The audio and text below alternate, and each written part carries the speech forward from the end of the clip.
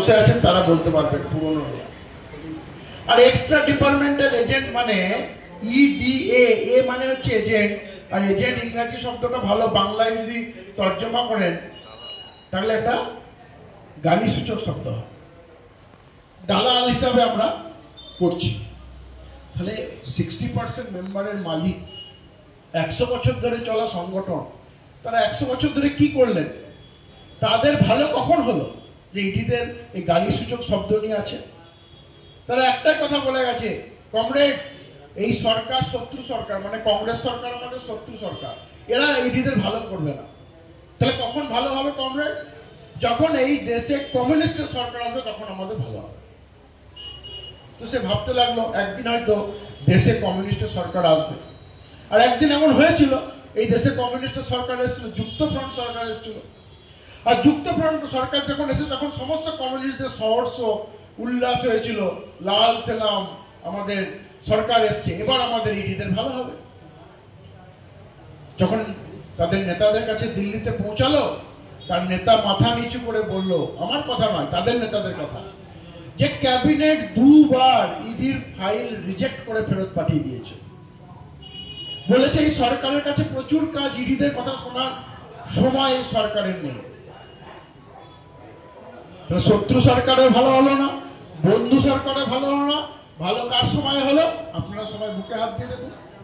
যখন বিজেপির সরকার এলো, সাম্প্রদায়িক সরকার যাকে বলতো, বর্বরদের সরকার যাকে বলতো, চরম শত্রু সরকার যাকে বলতো, সেই সরকারের সময় ভালো হলো। ভালো কারা করেছিল? এই ভারতীয় পোস্টাল এমপ্লয়িজ ফেডারেশন। আপনারা জানবেন এখানে কোনো সংগঠনের ভূমিকা ছিল না।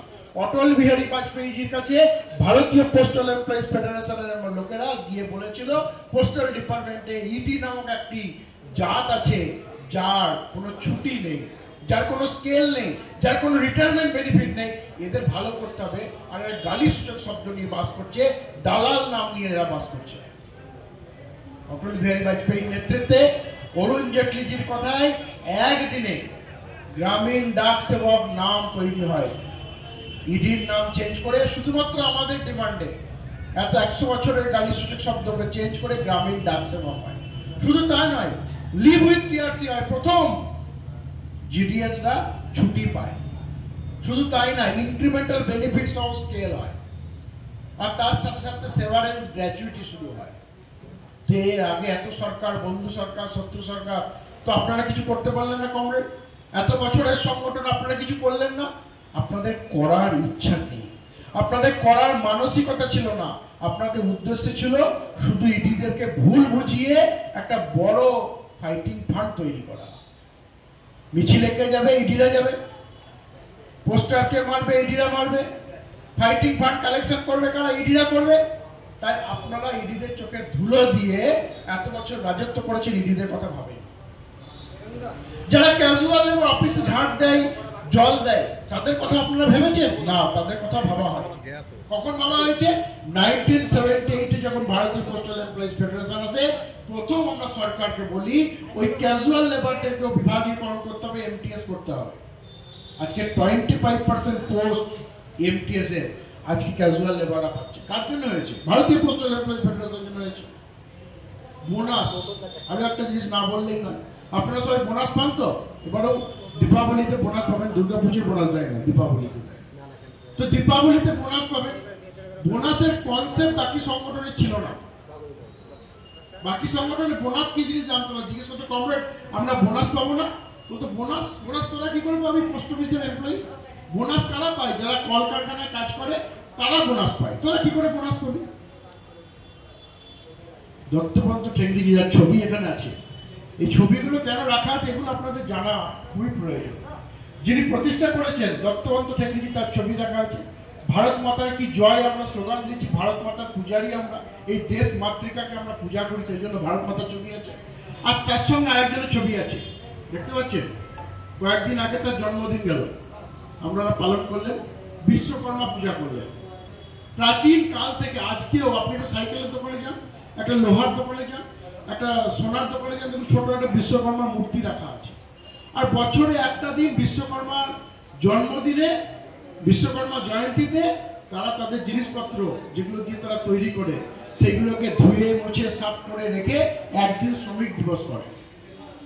আর সেই শ্রমিক দিবসটা হচ্ছে বিশ্বকর্মা জয়ন্তী, বিশ্বকর্মা পুজোর দিন। প্রাচীনকাল থেকে এই দেশে চলছে। ইনি কে ছিলেন বিশ্বকর্মা?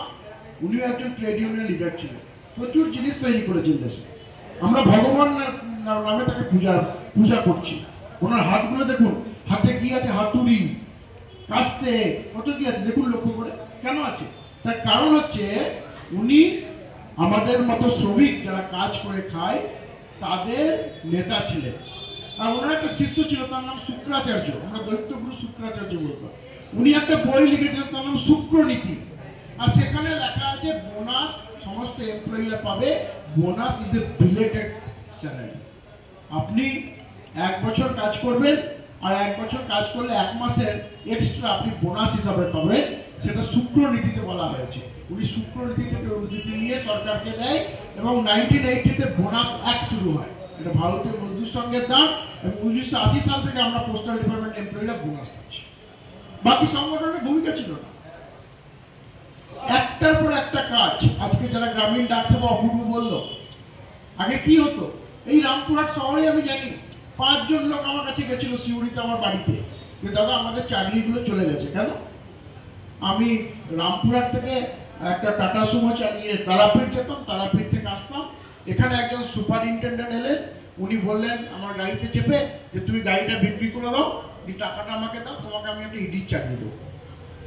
আমি দাদা আমার একমাত্র গাড়ি, এই বড় পাহাড়ি না এখানকারই ছেলেটি, যে গাড়িটি আমি বিক্রি করে সুপারিনটেন্ডেন্টকে আমি 3 লাখ না 3.5 লাখ টাকা দিলাম, আমাকে একটা চাকরি করে দিলাম। চাকরি কি করে